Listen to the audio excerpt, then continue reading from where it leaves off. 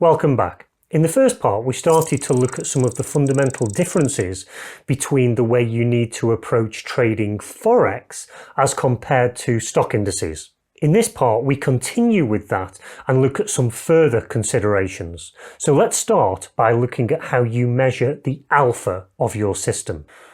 And by alpha, of course, I'm talking about the performance of your system against a benchmark. And the way we calculate this for Forex compared to stock indices is fundamentally different. And so with Forex, it's a fairly simple case of measuring what the performance is. Whereas with stock indices, because you have this upward bias, if you're trading a long-only strategy, then you have to measure it against the benchmark of what buy and hold would have achieved. And only if you're beating that benchmark buy and hold can you classify the excess as alpha. So for example, if a buy and hold strategy on a stock index made 70% over a 10-year period, and your trading system that was actively trading in and out of that only produced 60%, then your system is actually performing worse than simple buy and hold.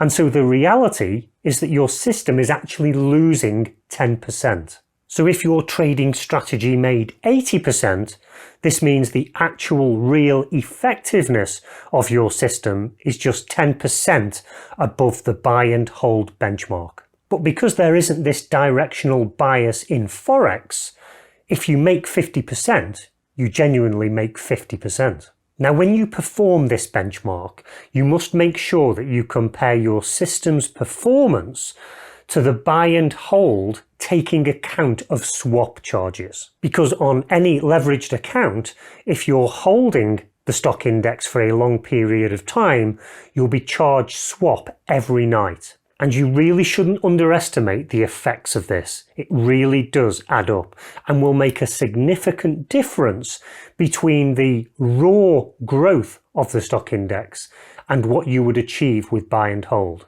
and the equity curve you'd get from backtesting that.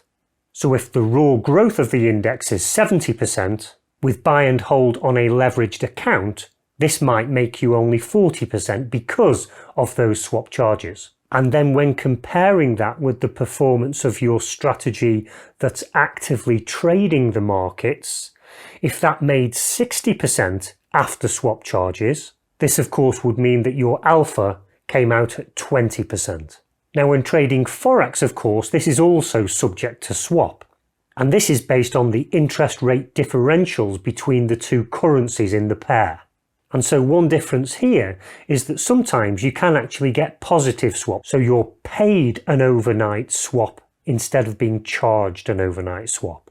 And this of course is the basis of a carry trade. But generally speaking, as long as your backtest environment is set up properly and those swap charges are being taken from your account in the backtest, then there's nothing further you need to worry about. The performance of the system will already be taking this into account. Now the final thing we're going to cover is dividend payments. Obviously these are not applicable to trading Forex, but when trading stock indices, if you're holding those long in your live account, you will receive dividend payments as the component companies pay dividends. And this can obviously help to offset your trading costs, and in some cases can even exceed them. But beware, if you're holding stock indices short, then you don't receive payments, you actually are liable to pay the dividends. And this of course would add to your costs. And so on top of all of the other aspects that makes shorting stock indices difficult, this is just one more challenge to contend with. Okay, so I'm hoping that you found that useful. And for the more observant amongst you, you might have noticed the eye in the corner right here. By clicking on that, it will take you to a couple of key pages on the Darwinex website so that you can find out more about what we do and why it's so advantageous to become a trader with Darwinex. So be sure to take a look at that if you're not familiar with Darwinex already. Also, it would be marvellous if you could give me a thumbs up if you've got value from this video, and until next time, trade safe.